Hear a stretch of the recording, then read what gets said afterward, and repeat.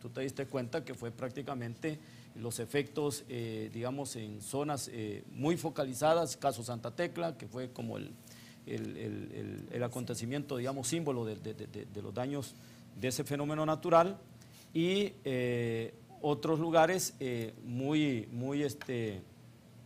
como el caso de San Vicente y Cuscatlán, que en este caso volvieron a ser afectados, digamos, por ¿Tú crees, Mario, que es más fuerte esto que los terremotos del 2001? Mira, al conocer los daños ocasionados en Verapaz, en Guadalupe, en San Pedro Perulapán, en el cantón San Agustín de San Pedro Perulapán, también es focalizado alguna forma. En San Salvador, municipios específicos como Aguilares, no tengo más o menos cifras exactas, digamos, en el caso de San Marcos, San Martín, etcétera.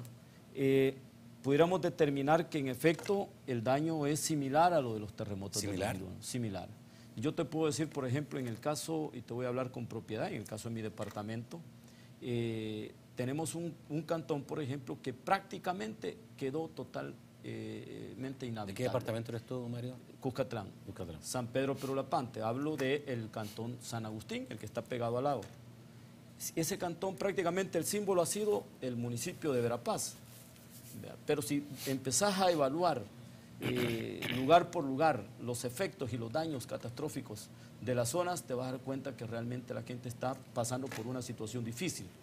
Y te puedo decir con propiedad que ese cantón la gente se salvó por dos cosas, dos factores. Uno, había una fiesta tipo carnaval en el cantón ese día. Y por el otro lado había una vigilia de una iglesia evangélica. Esa gente vio el problema de primera mano. No estaban durmiendo. No estaban durmiendo todos. Entonces salieron al encuentro a sacar a la gente y que salieran de sus lugares de origen. Eso nos ha permitido que la gente en ese cantón, por lo menos no hayan muerto centenares de personas, similar a lo que sucedió, por ejemplo, en el caso de Verapaz.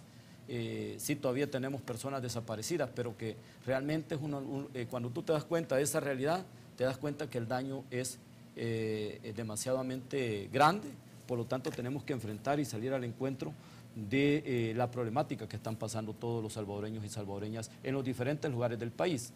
Caso particular, Verapaz, que yo no he ido en lo personal, pero hemos visto a través de los medios de comunicación los daños que son severamente grandes en ese municipio. Vamos a ir al corte, vamos a volver a seguir preguntando sobre esto que realmente es importante, ¿no? En esta situación en la Comisión de Hacienda es donde se discute, digamos, cómo se asignan los recursos, se ve, digamos, la caja, cómo está la caja chica y la grande del país. Vamos a un corte, ya volvemos.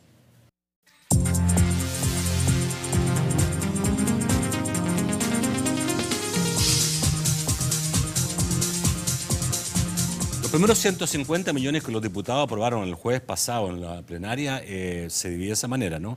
Para obras públicas 92 millones, para vivienda 8 millones, educación 3 millones, acueductos 9 millones, electricidad 4,5 millones, salud pública 11 millones, rehabilitación agrícola 9 millones y víveres y accesorios 14 millones. Obviamente esto es una cosa mínima porque el mismo ministro de Hacienda, ha dicho que los daños pudieran llegar a $1.000 millones, sin tomar en cuenta algunos daños de ANDA. ANDA tiene daños, tengo entendido, en varias obras, de muchísimas obras en todo el país. Bueno, y aquí hay que hacerle frente.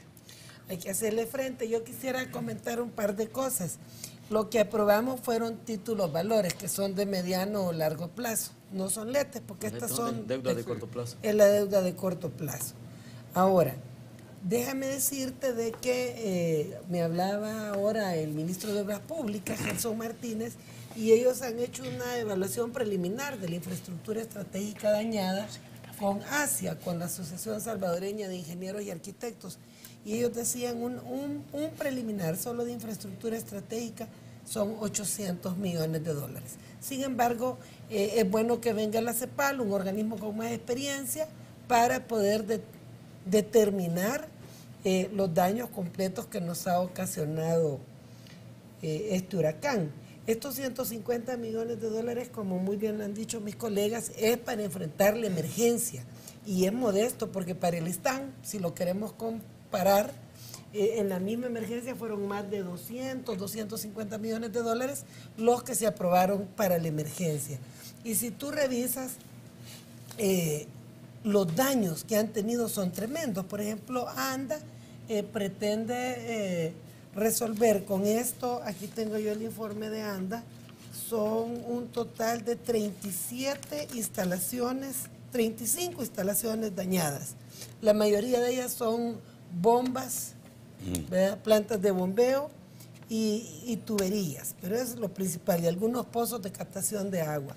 Entonces son 35 instalaciones que si no resuelven eso vamos a tener serios problemas de salud con el tema del agua. Estamos pero claros. te quería decir otra cosa.